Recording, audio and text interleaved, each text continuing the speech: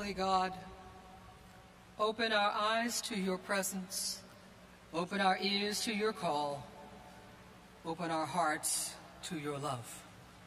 Amen. Our gospel reading today is a continuation of Jesus' sermon on the plain that we heard last week. Jesus, while in the midst of the people, gave them a profile of what a disciple is to be and proclaimed blessings on the poor and the oppressed and woes on the rich and powerful. In describing what appears to be a socio-political flip through the familiar Beatitudes, Jesus seems to be on the verge of instigating a social revolution to the great multitude of people from all Judea, Jerusalem, the coast of Tyre and Sidon, and all who would come to hear him and to be healed of their disease. Now, having caught their attention, in today's verses, he continues with a much more radical directive about how we are to respond to our enemies. Jesus calls his followers to a way of life that reaches beyond worldly understanding and expected behavior, forsaking hardness of heart, and to open themselves to living in God's love. Jesus makes the transition with the words, "I say to you that listen." But who is he referring to? For of course, everyone present could probably hear him.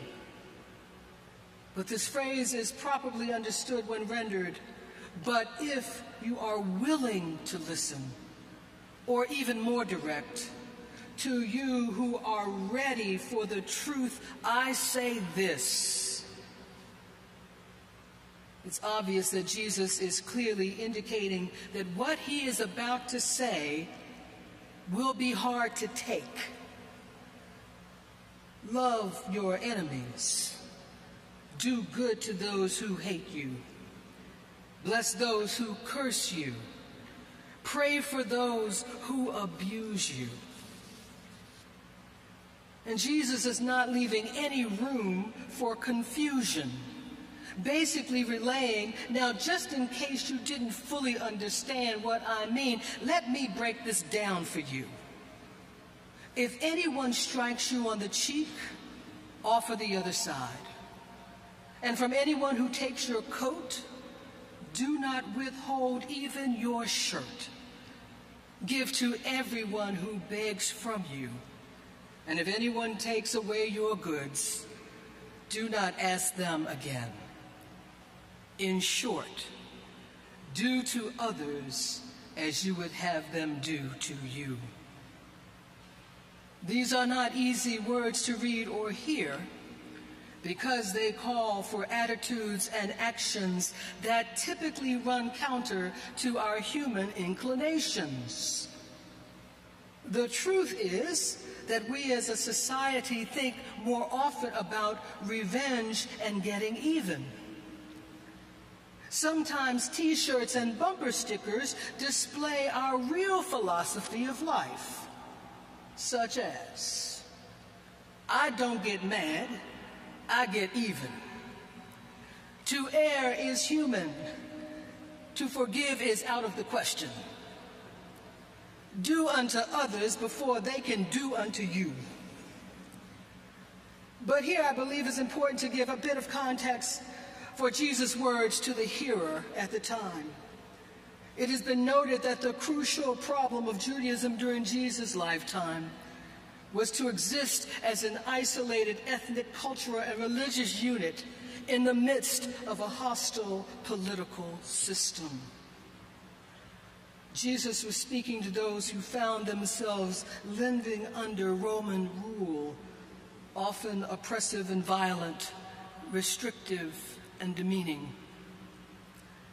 As mystic and theologian Howard Thurman writes, quote, "Rome was the enemy. Rome symbolized total frustration, Rome was the great barrier to peace of mind, and Rome was everywhere. No Jewish person of the period could deal with the question of his personal and practical life, his vocation, his place in society, until he first settled deep within himself this critical issue, end quote.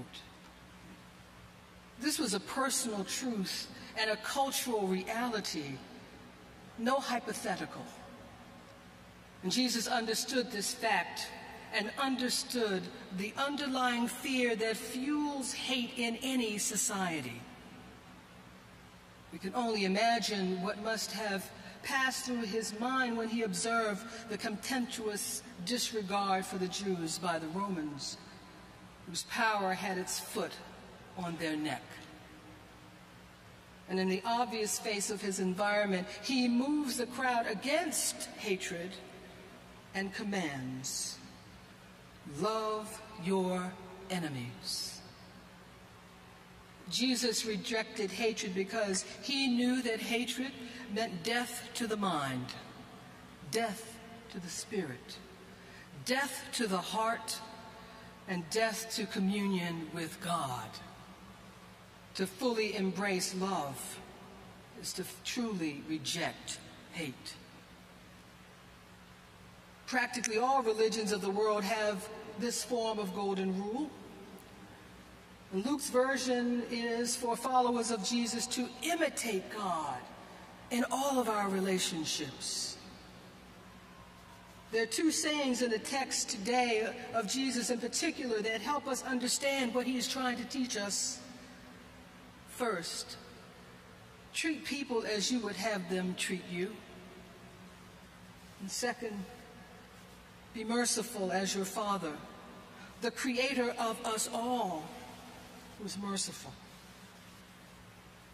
These two directives indicate that Jesus does not want simply to change the situation. Rather, he wants to change a system. Now, the word that is translated as merciful in the New Revised Standard Version from the Greek may be better understood for our consideration as compassionate. Be compassionate, just as your Father is compassionate. It is an important distinction, for mercy can be what a superior might show to a subordinate who has done something wrong. I'll let you off this time. But compassion causes literally to feel with. It is a visceral sharing of someone else's experience, their pain, so that you suffer right along with that person and find yourself moved to do something about it, to change the underlying systems that create the circumstance of suffering. Frederick Buechner says, compassion is a sometimes fatal capacity for feeling what it's like to live in somebody else's skin.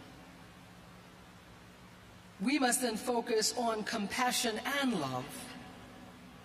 And love begins with seeing and hearing those who are different from us, living in relationship together, and growing beyond our prejudices and stereotypes.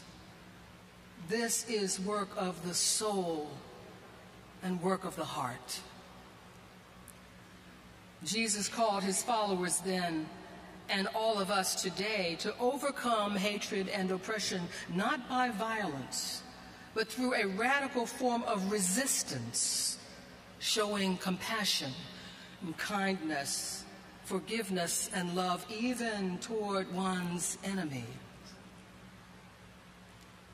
On this last Sunday in Black History Month, it is important to remember that this radical resistance and behavior that Jesus commanded is the very kind of resistance seen dramatically during the violent and turbulent struggle of African Americans for civil rights in this country.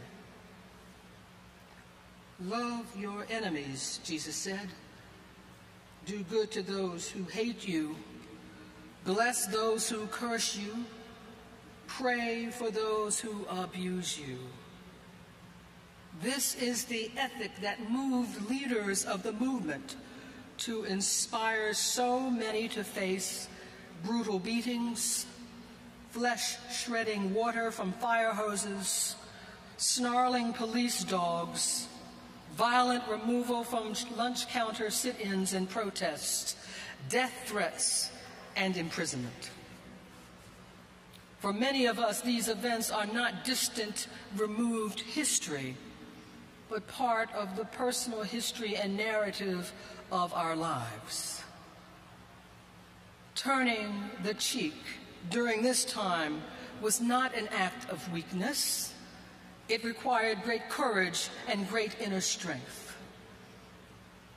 Martin Luther King Jr. advised those who wanted to participate in marches and protests, saying, "If you can't be nonviolent, don't get in it."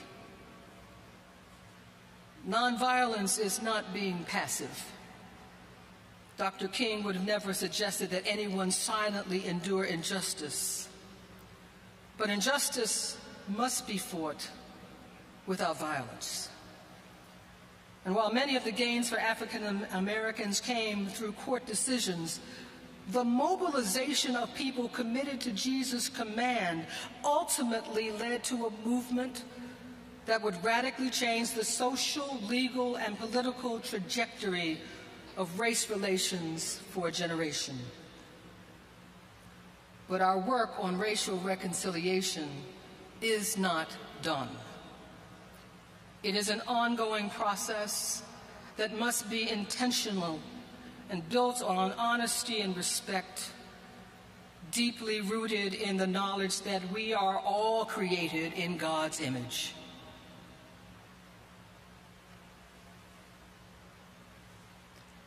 In 1926, when historian and scholar Carter G. Woodson proposed and instituted Negro History Week, which later became Black History Month in 1976, his hope was that sharing the often unwritten history of the Negro would over time have the impact of transforming the racial divide forever. Friends, we are not there yet. So may we today remember our difficult history with race, so that we may not repeat the worst aspects of it in our present. So as this month comes to its close, how do we as the church show the world the reality of this gospel that Jesus preached? My sisters, brothers, and siblings, if we are to convince the world of the reality of the gospel, we must live the way of love and compassion every day and in all parts of our lives. We must work to extend compassionate love, not to get something in return, but simply because it is Jesus' command.